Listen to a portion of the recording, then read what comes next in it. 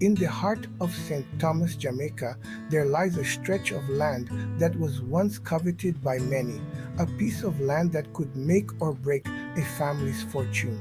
20 years ago, it was a plot of dry, fertile soil split between two brothers, both eager to lay claim to their father's inheritance. Little did they know their greed would unleash forces beyond their control, setting off a battle that would rage for decades and change the very landscape forever. The feud between the brothers was fierce and it turned deadly. They accused each other of deceit and betrayal, their once loving bond shattered by greed. They hired men, fighters, mercenaries who clashed over the land, turning it into a battleground. But just when it seemed like neither brother would prevail, something unexpected happened. The Henderson Ave Hill mystical workers, a secretive group of seers and enchanters, intervened. Using their supernatural powers, they transformed the land into something the brothers could never divide, a flowing river teeming with life and magic. The brothers were left stunned, their precious land, forever altered, turned into a place of peace and abundance.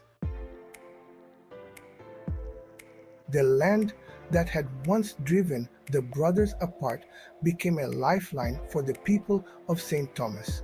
The community flourished, using the river for fishing, farming, and even tourism. They embraced the change and found harmony in what was once a source of conflict. But not everyone was satisfied. Foreign forces, the Japan ninjas, and the African fighters had been watching from afar, their eyes set on the transformed land. They saw potential not just in the river's bounty, but in the control it could bring. And so they began to move, using high powered cameras and other spying devices to study the land and its defenders.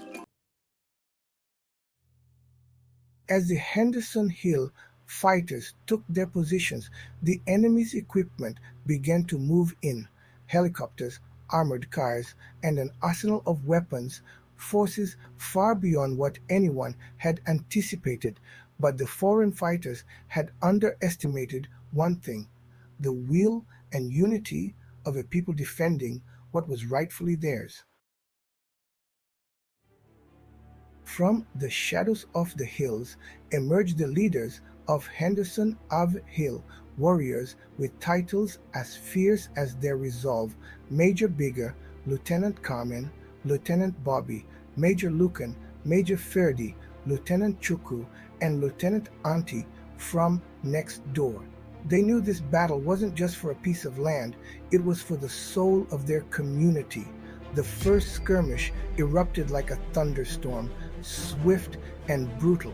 The Henderson fighters fought with the desperation of men defending their homes, their families, and the very river that fed them.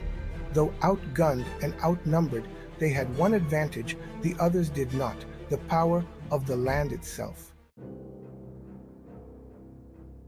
Just as it seemed the foreign fighters might overwhelm them, the land's true guardians revealed themselves once more. The mystical workers called upon the spirits of the river, the souls of those who had fought for it, bled for it, and died to protect it. These spirits turned the tide, driving the invaders back with a force they could neither see nor comprehend. The foreign fighters, shocked and battered, withdrew, vowing that this was not the end. But the people of St. Thomas knew better. They had seen what the land could do, how it could change, and how it could fight back against those who sought to control it. And so, the river remains a reminder of the cost of greed and the power of unity.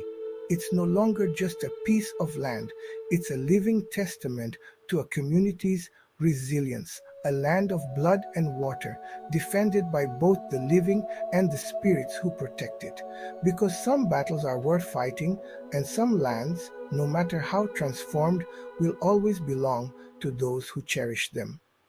This has been a tale of St. Thomas, a story of land, spirit, and the unbreakable will of a people.